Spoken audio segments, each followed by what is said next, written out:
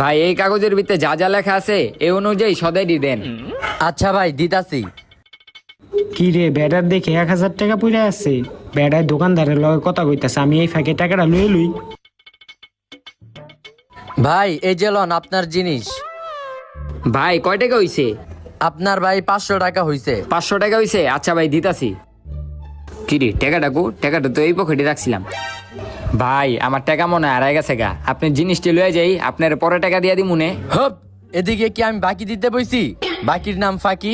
ভাই বুঝার চেষ্টা করেন, আমার টাকা হারাই গেছে গা। কি বুঝবো আমি? তুই এই জায়গায় একটা বাটপারি করতে আইছস। তুই আমার জিনিস ছিলে পর আর টাকা দিবি না, যা আনতে। ফাইজলামি করতে আইছে এনো।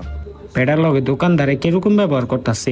আমি একটা কাজ করি, 500 টাকা আমি দিয়া দেই, আর আমার তো 500 টাকা লাভই হয়ে যাবো গা। এই ভাই এই দেন দেন ওনার জিনিসটি দেন।